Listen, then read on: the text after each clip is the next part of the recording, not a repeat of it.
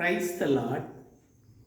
அன்பு இறை உறவுகளே, இந்த நாளிலும் இறை வார்த்தையோடு உங்களை சந்திக்கிறேன். இறை வார்த்தையாக ரோமையர் 4வது அதிகாரம் 7 மற்றும் 8வது இறை முத்துக்கள்.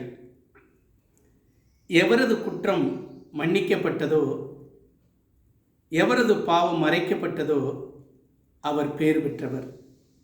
ஆண்டவர் எந்த மனிதரின் தீச்செயலை எண்ணவில்லையோ அவர் பேர் பெற்றவர் என்று சொல்லப்படுகிறது. எவரது குற்றம் மன்னிக்கப்பட்டதோ, எவரது பாவம் மறைக்கப்பட்டதோ.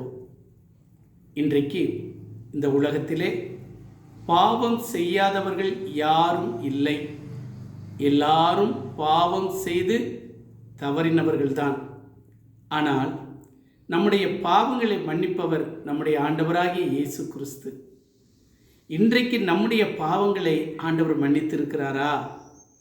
அந்த விசுவாசம் நமக்கு இருக்கிறதா? இல்லை, பாவம் செய்துவிட்டு மீண்டும் மீண்டும் பாவத்திலே விழுந்து கிடக்கிறோமா? என் அன்பு தெய்வ பிள்ளைகளே, நாம் பேறு பெற்றவர்களாக இருக்க வேண்டும் என்பதுதான் ஆண்டவருடைய விருப்பம். ஆம், ஒரு நிமிடம் கண்களை மூடி நாம் ஜெபிக்கலாமா?